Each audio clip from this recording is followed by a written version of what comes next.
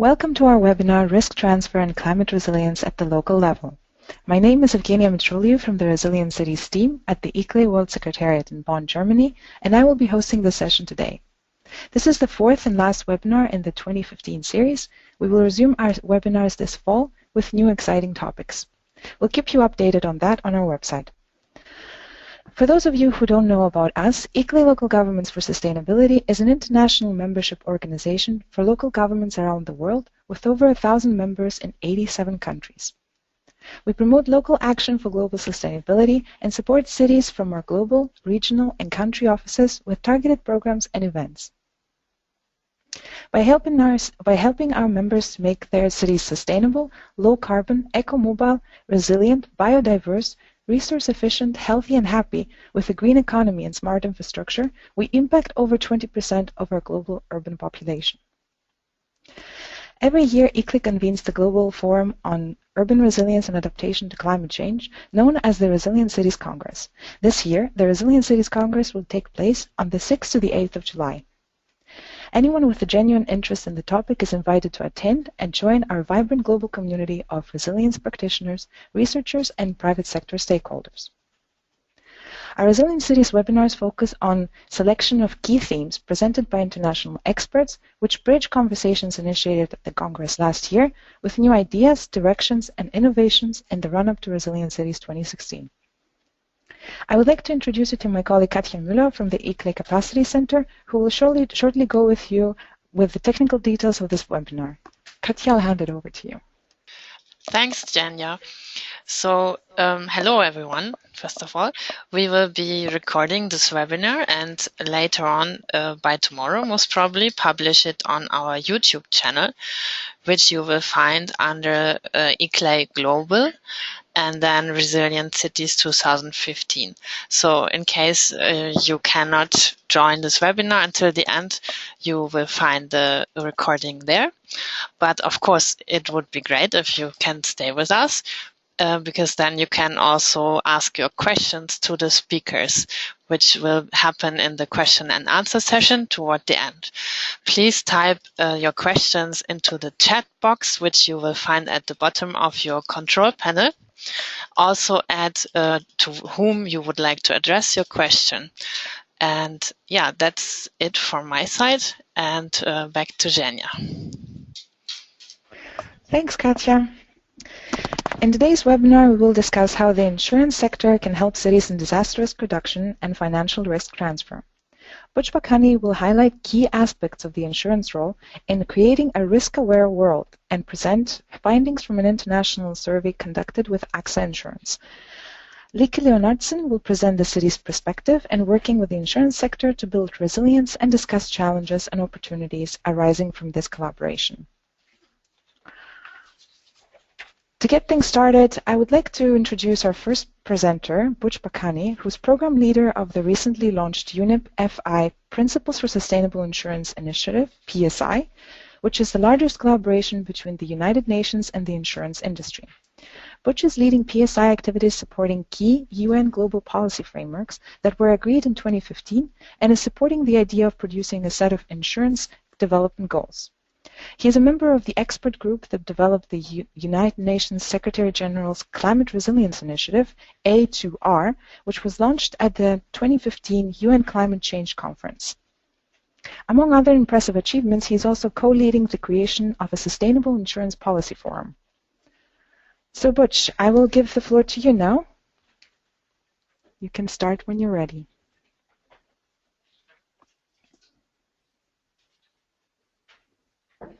Thank you very much, Evgenia and Katja. Thank you very much to ICLEI for the opportunity to participate in this webinar. I hope this will be not only the first, but also first of many webinars that where we can contribute some of the work of the UN with the insurance industry in helping cities and local governments around the world work together with the insurance industry in building resilience and promoting sustainability.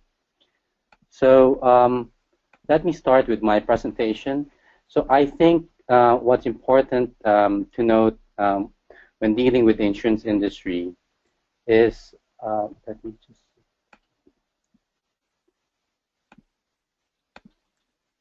Okay. In dealing with the insurance industry is to understand that the insurance industry actually has three roles in supporting sustainable development. Now, in the UN context, what do we mean by sustainable development? This is not only economic sustainability, but it also goes with other two dimensions of environmental sustainability and social sustainability. Now, I think for many stakeholders of the insurance industry, many are quite familiar with the risk-carrying role. That is insurance as a financial risk transfer instrument. So when everything else fails and there's a damage to property or a loss of lives, then there is the insurance payout mechanism. The other role that I think we need to highlight when we talk about the insurance industry is the role of the insurers as institutional investors. Globally, insurance companies manage around 31 trillion of assets under management. And the way that capital is deployed will have a telling impact on communities and cities around the world, whether that goes to sustainable companies, to resilient infrastructure, etc. And last but not the least is the third role of the insurance industry as risk managers. When you look at the insurance risk management value chain, it actually starts with understanding risk and then preventing risk, reducing risk before you actually transfer residual risk in the form of insurance to insurance companies. So I think one key, one at the very heart of insurance is risk management. So the skill set of risk mapping, risk modeling, and risk assessment is part and parcel of the contribution by the insurance industry in helping build resilience. And if everything else fails, there is a financial loss, you still have the insurance payout mechanism. So it's very important to highlight these three roles of the insurance industry. Now, if we look at what we've seen when we ask insurance companies around the world what are key sustainability issues for them, it's not only a climate change agenda, it's also an agenda that spans other environmental risks like ecosystem degradation, food insecurity, social inequality and financial exclusion, aging populations, all the way to corruption and trust and reputation issues. From an environmental perspective, if you look at a really global perspective, we are hitting environmental limits and thresholds not only from a greenhouse gas emission perspective, but also in terms of massive deforestation, massive over-fertilization of our lands. And these are all have a telling impact on how insurance companies manage and operate their business. From a social perspective, we are also seeing that there's a growing protection gap. By protection gap, we mean the gap between economic losses and insured losses. So this is not only due to climate change, but also more concentration of assets in urban communities, rapid urbanization.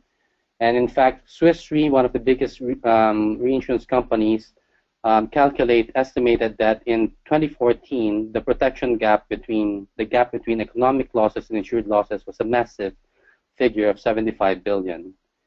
The other thing that we have to remember is that the most vulnerable around the world are also the ones who have least access to insurance. That's the reason why, for example, a study by UNEP showed that in the poorest 100 countries, less than 3% of the population in those countries are served by effective insurance. So this is part of the reason why the United Nations, together with the insurance industry, wanted to have a global commitment from the insurance industry on how insurance companies around the world and insurance organizations can commit themselves to sustainable development as part of a United Nations initiative. And in 2012, we were able to launch a set of global principles that we created with the insurance industry and the United Nations, 4 global aspirational principles that look at the role of the insurance industry in embedding sustainability in their core business, in insurance and investments, in the way they work with other parts of the insurance industry value chain, reinsurers, agents, but increasingly for this webinar, for example, Principle 3, working together with governments and regulators and key stakeholders to promote widespread action on sustainability issues. This is the reason why the Secretary General himself found this initiative to be so groundbreaking that he endorsed the PSI when they were launched at the UN Conference on Sustainable Development in 2012 in Rio de Janeiro. And in fact, in the words of the Secretary General, he thinks that the PSI provides a global roadmap that will, among others, contribute to building more sustainable cities and disaster-resilient communities. Around the world, CEOs of insurance companies have also adopted the principles, and we have now are about to reach 100 insurance members around the world, representing 1/5 of the global insurance market and representing 14 trillion in assets under management. We want to leverage this whole initiative, for example, in working with key stakeholders like cities and local governments. And if you take a few big global companies like AXA in France, Aviva in the UK, and Allianz in Germany, these three companies alone serve around 300 million policyholders around the world and over 100 countries. So I think the reach of insurance around the world, if you look at that and how that could contribute to cities and SMEs around the world, is massive. One example of an insurance company taking the principle on board is AXA. Last year, they made a commitment in line with their principles for sustainable insurance that they would divest from coal, that they would triple their green investments, that they would participate in the African Risk Capacity, which is a regional pooling insurance mechanism for African countries, at the same time show how their investments are contributing to the low carbon transition. But beyond single companies taking action, I also wanted to highlight the collaborative effort being undertaken by insurance companies through the PSI. We know that based on a study by an insurance company in Australia and also the insurance industry, that many governments around the world are still spending too much, are spending a lot on disaster relief and recovery compared to disaster risk reduction efforts. In terms of economic losses and insured losses, the figures are clear. There's a massive annual economic loss of around 190 billion every year, and only 60 billion of that 190 is insured. So there is definitely that protection gap. One very important initiative that we saw that was very important in terms of highlighting the role of influence of an insurance company is the Australian Business Roundtable for Disaster Resilience and Safer Communities, which is led by Insurance Australia Group. And basically, this business roundtable that involved other industries in Australia postulated that even if natural disasters are increasing in Australia to the tune of around $20 billion in economic losses every year, the Australian government spends 10 times more money on disaster relief and recovery compared to disaster risk reduction. So I think because of the efforts of an insurance company in creating this Australian Business Roundtable, there is now a recommendation to quadruple the funding for disaster risk reduction efforts in Australia to 200 million compared to 50 million before. Part of this global resilience project that the PSI started involving different insurance companies around the world was to understand what are the most effective disaster risk reduction measures that address cyclones, floods, and earthquakes. So what is very interesting for us that in many studies across cities and countries around the world, we found out that education and communication, risk mapping, early warning, and evacuation have been consistently very beneficial to different cities and communities around the world. And if you go to specific perils like cyclones, it's not just seawalls, but also the role of ecosystems like mangroves, the role of wetlands in flood risk reduction, and obviously building codes and retrofitting for earthquake are examples of what we found out. Another initiative that we did last year was, together with insurance companies, we created the global risk map, showing to different stakeholders around the world how insurance companies assess disaster risk in their own insurance business and how this could be shared. This information could be shared publicly. So that's already available online, and the website is there. And finally, we came out with a third phase of showing how different risk reduction initiatives around the world, complemented by risk transfer and insurance solutions, could actually drive greater resilience, not only at the country level, but also at the city level. One example, that we found very innovative was in Norway. Insurance companies are sharing insurance loss data to municipal governments so that the development planning is more risk-informed.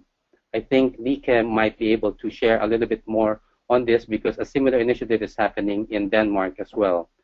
But this goes to show that there are many things that could be done by an insurance company working together with a local government and also a national government.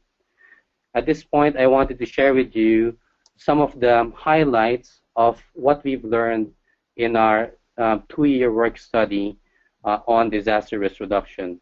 We have realized in our work that there is not only an insurance protection gap across the individual level, the local government level, and the national government level. There's also a disaster risk reduction gap, meaning there is not enough effort to reduce risk on the ground. And we wanted to make sure that this is linked very clearly to risk transfer insurance schemes. Because if you take it from an insurance perspective, anything that could be priced can be insured. The problem is that whether that price is affordable or not. So if you have increasing disaster risk, the more that insurance becomes more expensive, the more it becomes difficult to access. But if you reduce disaster risk, insurance risk transfer mechanisms, whether at the individual, local, or national government level, become more affordable, become more accessible. The other thing that we found out is that across all levels, whether it's individual levels or local government levels or national government level, we realize that there's a scarcity of risk transfer solutions at the local government level. So it's a largely untapped opportunity that we're seeing worldwide. And this is the reason why I think an organization like ICLEI looking at this agenda is very key. There's some very interesting innovation there in the Philippines. They're looking at developing a catastrophe risk insurance facility for local governments. This is not yet in place, but it's one of the sources of innovation that we're seeing in countries there where the national government is actually looking at risk transfer insurance schemes for local governments and municipalities. Now, also, it was also mentioned this AXA PSI survey that we did last year. We interviewed 40 city and urban leaders around the world, also 1,100 SMEs in Europe, Asia, and the Americas. And we found out a lot of things. We found out that many SMEs in different cities and countries around the world are really unprepared to deal with the impacts of a changing climate. They also believe that climate poses a long-term risk to their business. Many of them have articulated that the mitigation efforts definitely have to be complemented by adaptation and prevention strategies. And there's a greater opportunity for partnerships between local governments and businesses like insurance companies. At the same time, in the context of the insurance industry, it's not only providing risk transfer schemes or looking at what are possible risk transfer schemes, but also providing risk assessment advice and risk management support to local governments and SMEs on this agenda to actually understand and prevent and reduce risk. This is already happening, for example, in Italy, where we have an insurer called UNEP, who's working with SMEs and local governments in Italy on making cities and SMEs more resilient to a changing climate. So we are seeing some innovation there at the city level, but I think there is much more that can be done around the world. Now, there are some big stats here, and I invite you to look at the report. But one of the telling things that we found out from the survey that we did around the world is that nearly 80% of SMEs in so many countries around the world think that insurance companies should be doing more to help businesses adapt to the consequences of climate change. Other things that we are doing together with ICLEI actually and Santam, which is the largest African insurer, this year we're convening leading cities and city leaders in Africa together with banks, insurers, to understand what can be done to improve infrastructure resilience and sustainability in African cities, in different African cities. We're starting with Dar es Salaam. This is very exciting because, for example, last year I was in Dar es Salaam and I took this photo of Dar es Salaam port, and looking at what the UN has done in terms of studying, for example, impacts of climate change in a particular country or city like Dar es Salaam, there is a problem of sea level rise. There is also a problem across Africa, not only of sea level rise, but obviously droughts and severe flooding. And you have countries like Mozambique being extremely vulnerable to all of them. So I think this agenda of bringing city leaders and insurance companies and other actors on resilience is really key as we go forward. And finally, on the global agenda, last year was a big year for sustainable development, not only in terms of disaster risk reduction, but also climate change and the whole sustainable development agenda of the UN. So we supported the World Conference on Disaster Risk Reduction by articulating the roles of the insurance industry in supporting the global framework for disaster risk reduction as risk managers, as risk carriers, and as investors. In the sustainable development goals that were crafted by the UN, we also have come up with the idea, if there are sustainable development goals that will be followed by governments at the national level or the local government level, why cannot we create a set of insurance development goals? And hopefully the city's agenda will also be a strong part of this agenda going forward. And finally, and the Paris Agreement on climate change, there's a very strong resonance on adaptation and loss and damage in the agreement. There's also a very strong key role of the insurance industry that has been articulated in the Paris Agreement, and we hope to bring that agenda from the global level also to the local level. Finally, the last initiative that I wanted to mention was that at COP21, the UN Secretary General also highlighted the importance of climate resilience. So he has launched a big global climate resilience initiative that will also look at early warning and early action systems for vulnerable communities, but also absorbing financial shocks through insurance and social protection coverage around the world. And in this agenda, we also have highlighted the key role of having risk transfer schemes at not only at the national level, but also at the local level and at the cities level. So my parting shot to all of you who have participated in the webinar is that if you are looking at the insurance industry from a local government and a cities level, I would encourage you to look at them from their three roles as risk managers, as risk carriers, and as investors. In this way, you can really maximize the engagement of a city with the full value that an insurance company or the insurance industry can contribute to building resilience and sustainability. So I think I will end there. My 15 minutes is over, and I'm happy to answer any questions later on. Thank you. Thank you, Butch. That was a very succinct overview of the wide potentials of the insurance sector. Thanks. I would like to remind to all of our attendees, you may type in any questions you have for the presenters during their presentations, and we will read them out at the end during our Q&A. So,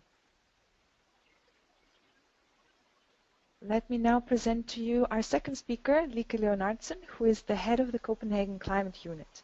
The unit is responsible for all the climate activities in Copenhagen, covering the mitigation agenda of making Copenhagen the first carbon-neutral capital in the world by 2025, and also covering the city's work on adaptation and stormwater management. Lykke has worked for the city of Copenhagen for 19 years and has been involved in several fields of urban development. She has also been working on Copenhagen's adaptation plan since its inception, all throughout last year when the plan won the Index Design Award for its innovative approach.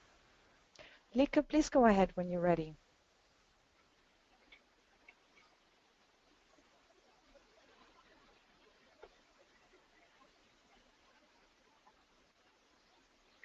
Okay, well, thank you very much for inviting me to speak. I will actually then try to take what Butch was talking about to a much sort of more local level and tell you about how we have worked with the insurance industry in connection with climate change adaptation in Copenhagen.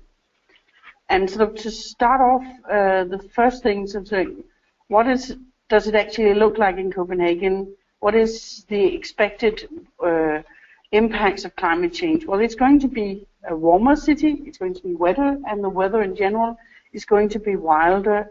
And that's why we have been working since 2008 on the climate adaptation plan, and also what we call the cloudburst management plan, which was approved by the City Council last year, and now we've got we're going ahead and implementing a 1.5 billion plan, euro plan, over the next 20 years to actually make the city a safer place.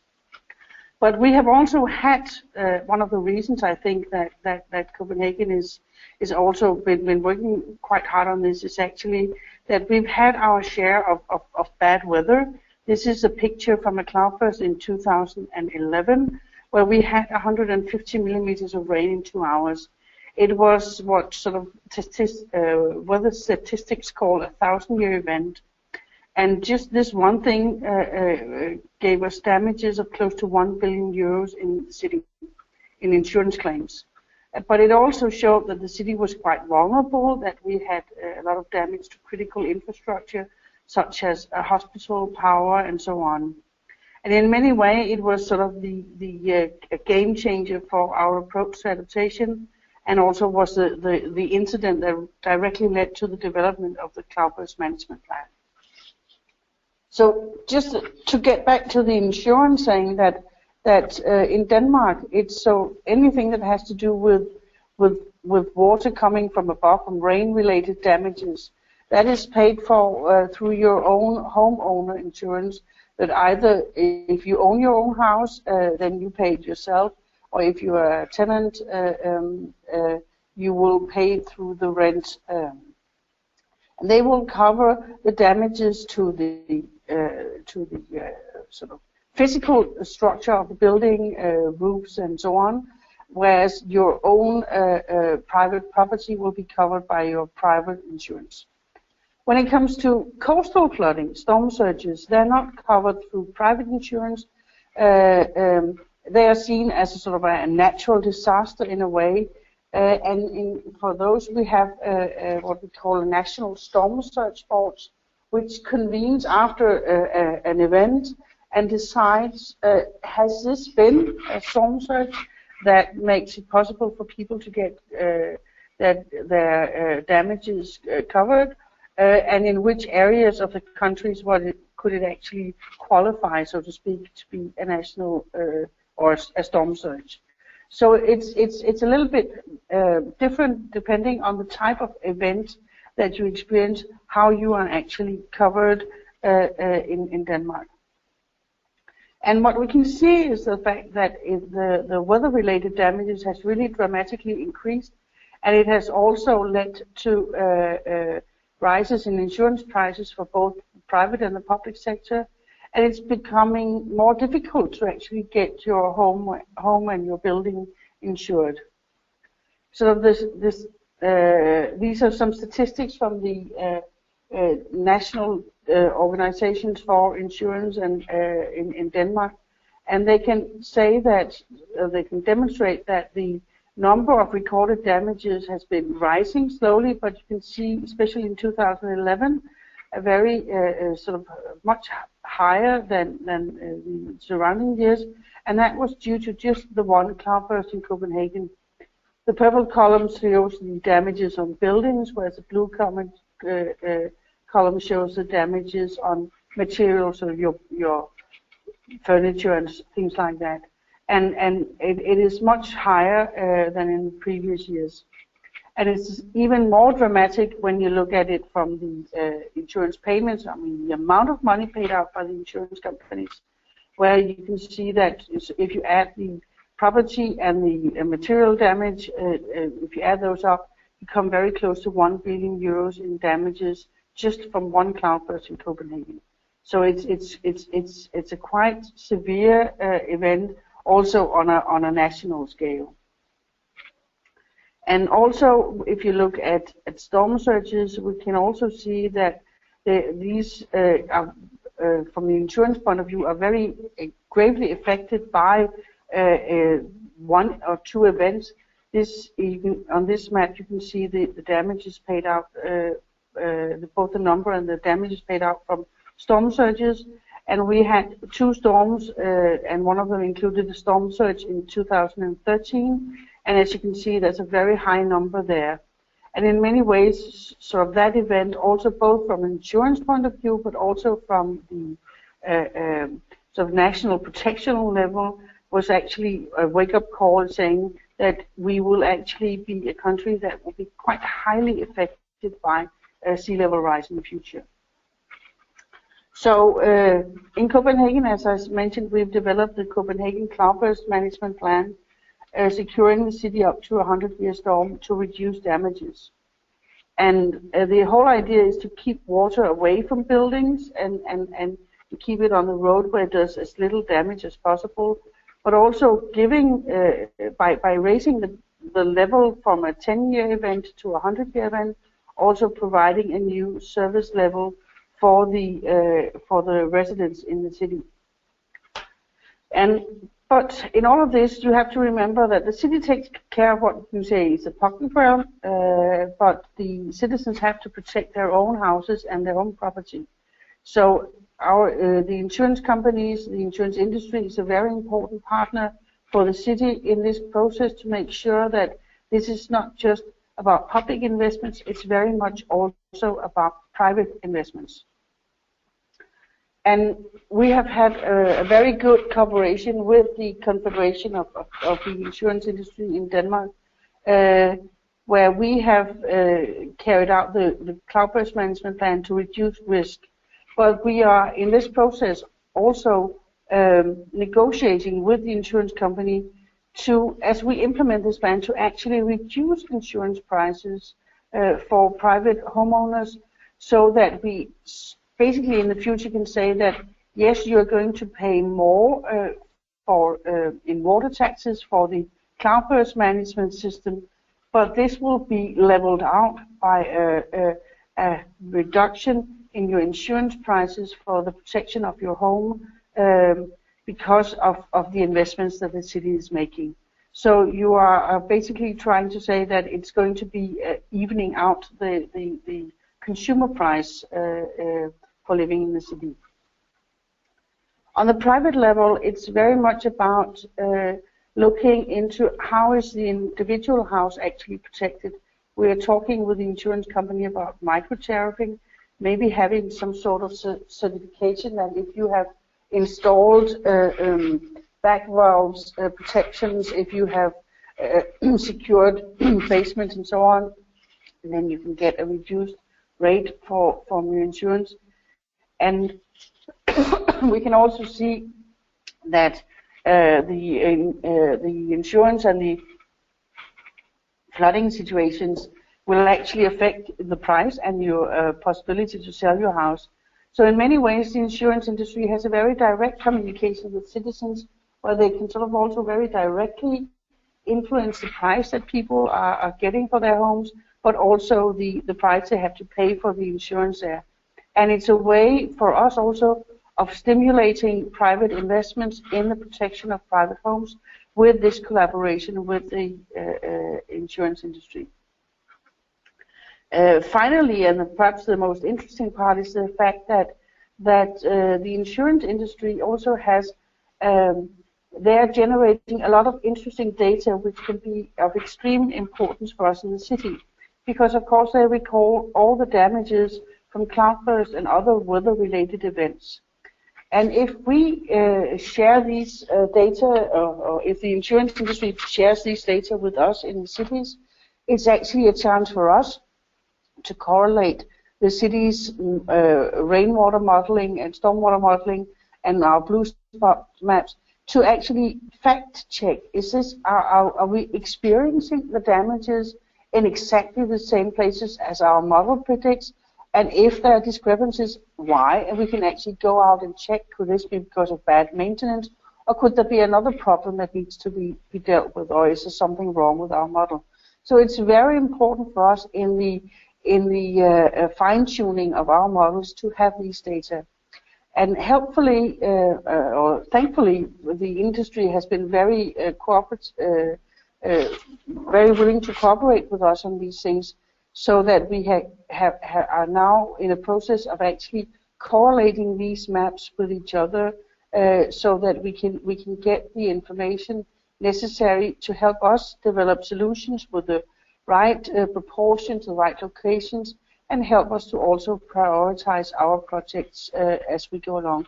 So this is a very important thing, and we are really grateful that the industry has been so positive in sharing this information, because many of them could actually perhaps see it as sort of classified or personal information, but they have actually said that this is also about having a social responsibility for the development in the cities.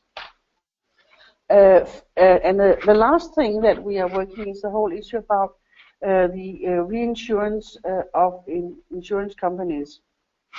And there we can actually see quite clearly from a number of examples that the Danish insurance companies have used the fact that we have in the city an adaptation and cloud risk management plan to negotiate lower reinsurance rates.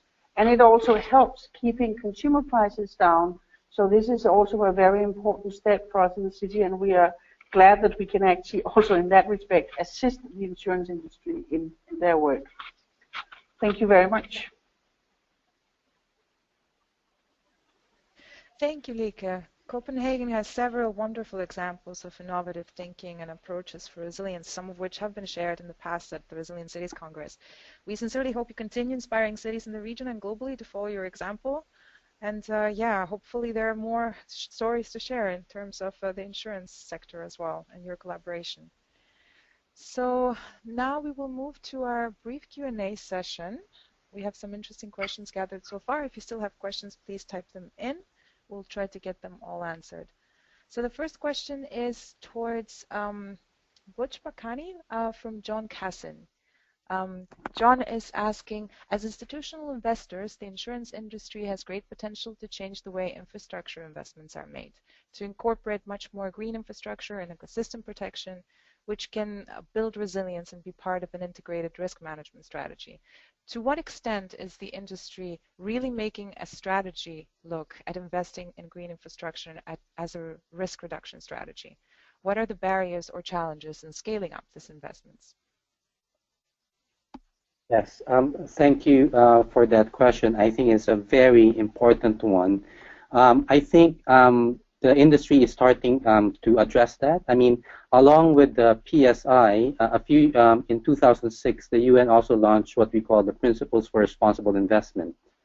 And this is a set of global principles on how institutional investors, not only insurance companies, but also pension funds, can integrate sustainability issues into their investment decisions. And that has now become a large initiative where different types of institutional investors, including insurance companies, are working towards applying sustainability, embedding sustainability into their investment decisions, whether it's on public equity or fixed income or private equity, all the way to real estate. So I think there are many issues surrounding how you can mainstream resilience and sustainability into investment decisions by insurance companies. One issue is, having a responsible investment policy within your organization that actually will cultivate something like that. The other thing is also financial policy and regulation. There are, for example, for insurance companies, they are governed by insurance rules and regulations, where long-term investments may not necessarily be incentivized by solvency requirements, for example, required by insurance regulators. So it's not as easy as just saying like we'll go into green infrastructure and resilient infrastructure, but there's also policy and financial regulations in place. But even that angle of financial policy and regulation, the UN is now, the UN Environment Program actually has an initiative called the UNEP Inquiry, looking at how financial policy set by central bank regulators, by banking regulators and insurance regulators around the world can actually incentivize or support financial institutions, be it banks or insurers or investors, that will support the low carbon transition and also the climate resilient transition. So many factors there. I can say that the issue of investing in green infrastructure is increasingly getting on the agenda of insurance companies, but it's not as where we want it yet. The other thing is that the asset management side of the insurance company's business is normally not well linked to the insurance side of the business. So where you have climate risk aware underwriters on the insurance side, we also want to make sure that within insurance companies that what they do on the insurance business is connected to their investment management. So there are things that we are working on that will hopefully drive and accelerate greater not only green investments but also green insurance solutions going forward.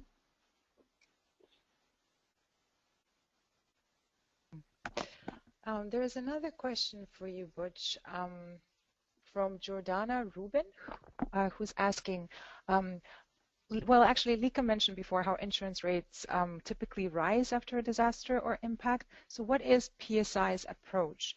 How is the insurance sector working to manage these increases?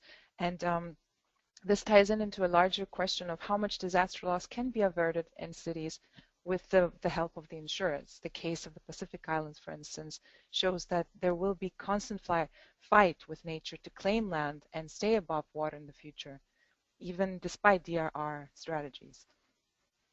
So will insurance companies keep insuring these areas with endemic crisis year after year?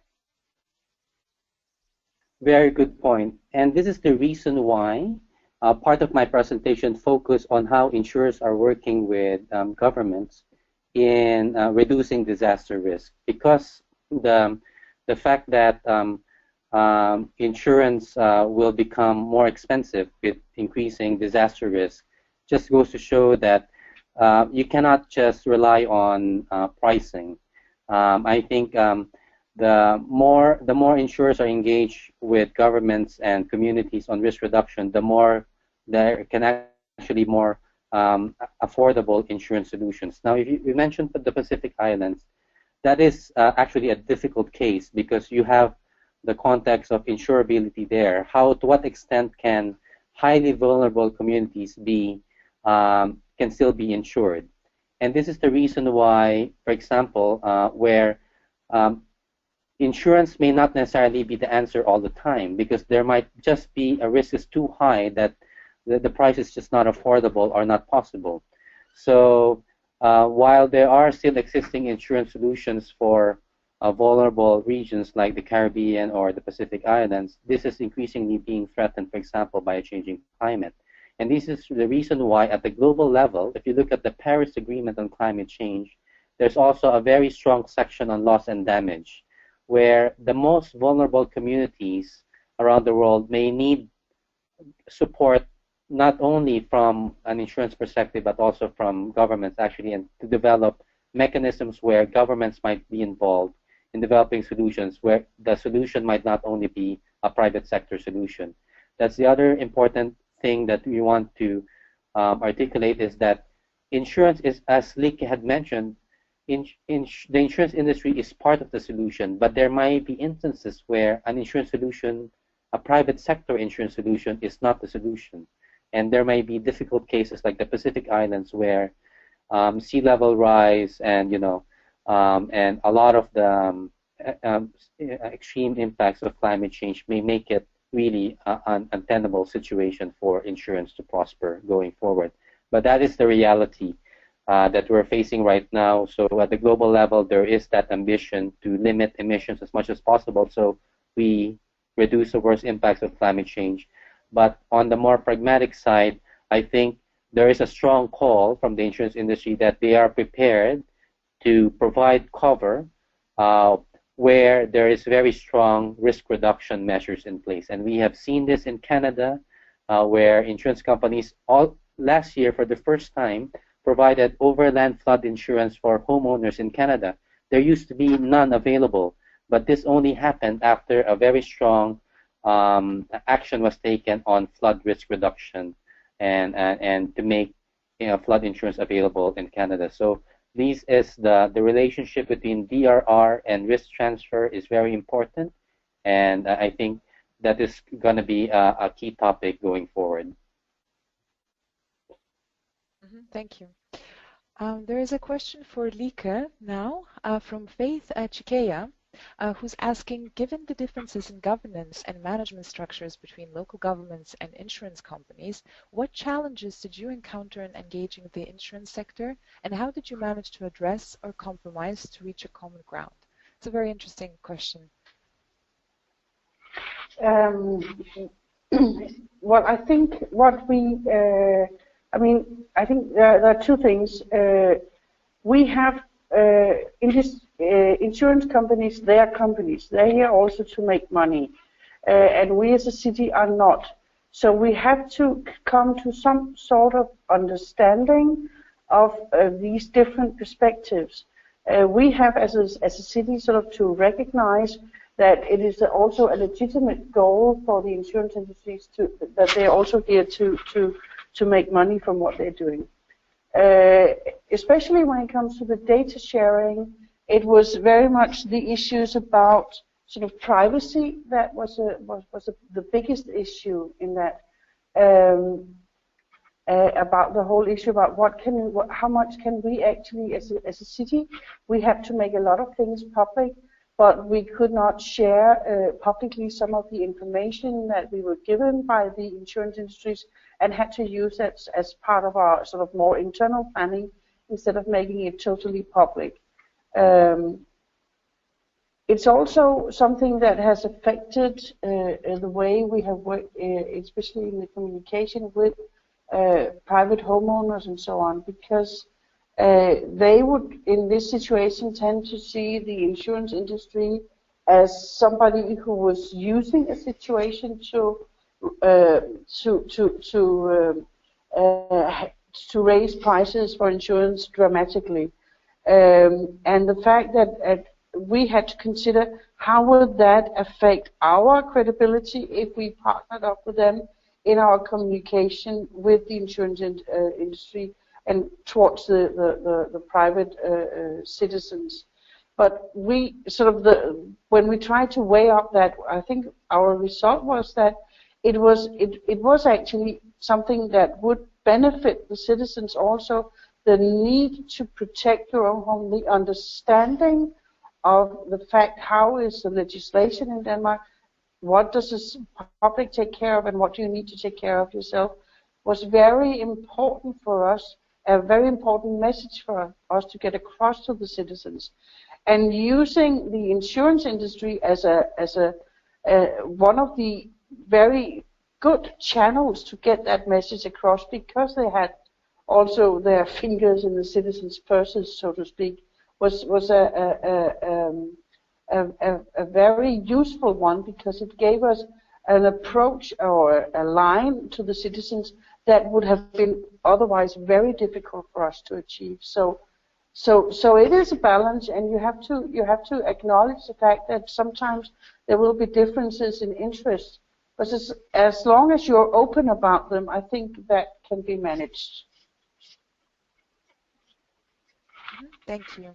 There's another question for you, Lykke, from Arlen Marin, who's asking how the insurance companies establish the value of property in Copenhagen, especially, I'm assuming, after the cloudburst. Is risk a determinant in the value of a property prior any event? And do investments increase? Do investments in infrastructure increase adaptive capacities? Insurance companies, they do not sort of, they don't really value the price of a building. It will be a real estate agent and so on in the selling, but the availability of having insurance plays a very big part in the pricing of your property. If you cannot have a property insurance on it, it will actually be very difficult to sell. We have avoided those cases. There has been a few where one insurance company said, we will not reinsure this property if it's being sold again. But then other companies have then accepted taking that risk. But the whole issue of the risk of flooding. We can see now that this is actually something that house buyers are asking questions about. You are looking into what are the risks of flooding. Was this building flooded in 2011? Is something that is actually that's house buyers are asking before they're buying. And you can see that houses in areas where there's a higher risk, that will also influence the value that these houses have. So there is a direct connection, and I think if this continues, both sort of the climate change, and if cities are not acting upon this, you will be able to, in a few years' time, to see a very direct correlation between these areas that are often flooded and house prices. I think Butch also had a question for you, Lykke. Yes, thank you. Yep.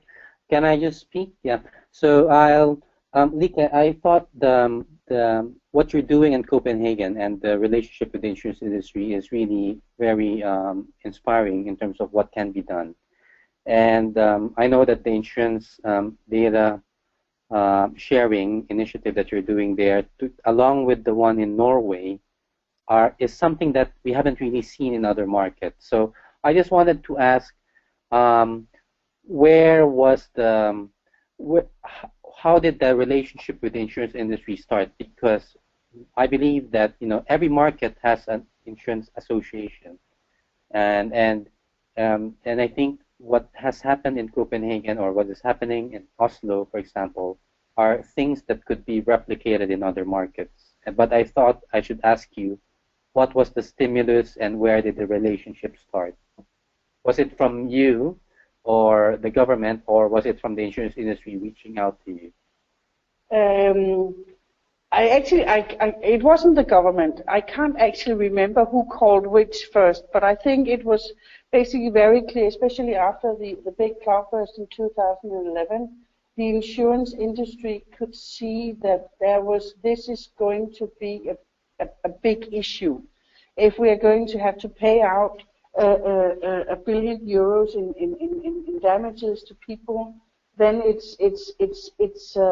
and if this is something that will repeat itself in the years to come, then it's going to be a big issue. And then we had the contacts and actually at that point in 2011 started discussing how could the city and the insurance industry actually use each other, because we could see a joint purpose of working together. Because of course the insurance industry, as you also said in your presentation, I mean they are also risk managers. They actually want to reduce the risk for their customers, because it's not just a question about getting as much money in from the insurers and then paying out as little as possible. It's actually about also making sure that you are reducing the risk for your customers. And part of that is also about giving advice and saying so that. So it started off very simply about making joint communication to homeowners about how do you protect your home if you want to avoid damages. And we then saw that there was a very direct way from the insurance company to the individual citizens that was really important for us. And they could see that our work on the adaptation of work in Copenhagen would also be a benefit in their risk reduction, and they could see it as a direct benefit when it came to the reinsurance processes. So it was sort of a thing that has developed, and I think then it's also to do with that there are actually some quite visionary people also in the insurance association here in Denmark that have been able been able to see potential at a very early stage. Thank you. We have time for one last question. So we have a question, an interesting one, perhaps. Yes, we can summarize the main points. It's towards you, Butch. It's from Ricardo Pozo, who's asking, is it possible to implement climate insurance in cities of the developing world with high levels of informality? Sorry, I didn't catch the last. With high levels With of? high levels of informal settlements and slums. Okay, so I think this is where, so as I mentioned in my presentation, I think we should look at it from different layers. So there's the micro level solutions for whether it's traditional insurance for corporates, but also microinsurance, increasingly reaching out to low-income communities. So there is a strong microinsurance wave happening in a lot of developing countries around the world. Philippines, Peru, Colombia, Brazil, India. That has been incentivized not only by market players wanting to reach the low-income communities, but also by insurance regulators, financial inclusion policy and regulation from the government. I also have to say that insurance I think it's inaccurate to say when people say insurance for the bottom of the pyramid. There's a certain level that you need to earn a certain level of income to afford insurance. So for the destitute, it would have to be social protection. It doesn't mean insurance will cater to the very bottom of the pyramid. But I think you will probably have to earn a certain level of income to be able to afford insurance at the micro level. And then at the bigger community level, this will not only be a private sector solution, it will probably entail a public-private sector partnership to reach out to low-income communities where traditional insurance mechanisms may not just be tenable just because of price. So I think there are microinsurance as a solution is gaining a lot of traction around the world. That's incentivized also by financial inclusion policy. But at the greater level of reaching out to more there, you may need public-private sector collaboration in order to make it more sustainable going forward. But we're seeing that already in Africa, for example. The African Risk Capacity is providing insurance solutions to different African countries. And I posed the question, can that also go down to the local level so that you have a very strong layers of protection from micro to meso to macro that will actually be a good model for resilience rather than just relying on a country level protection or simply insurance at the for low-income communities. I think all of these solutions in terms of tying it up, if you have an integrated strategy for a country that would go down to the local level and the microinsurance level, supported by very strong disaster risk reduction strategies and plans by local governments in partnership with the private sector, that for me is the ideal model of resilience for climate risk. Great. So maybe as a closing point, we could ask if there are any best cases, best practices our audience can look into to learn more about the role of the insurance sector in building resilience. Any other leading cities or innovative approaches that we could look into, any publications that are coming up? We can share that in our website as well, along with the presentation and the recording. And that this is a question to both of you, Butch and Lykke. I don't have any. I mean, apart from the cases that have already been mentioned, I think there's very little that I can actually mention. So nothing from me. Mm-hmm. Yeah. So for me, I think on the ICLEI website, actually, we have quite a number of publications that we posted there. The Access Study on Cities and SMEs. I think there's another one by the PSI on, part of my slides was this Collaborating for Resilience report. So I didn't go into them into detail, but there's a lot of case studies there that can be viewed by the participants to look into good practices.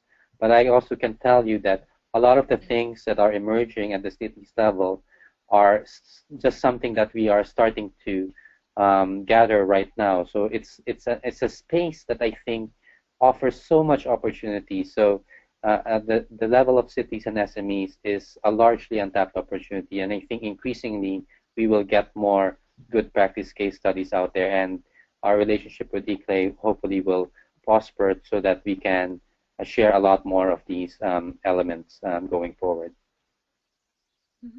Thank you.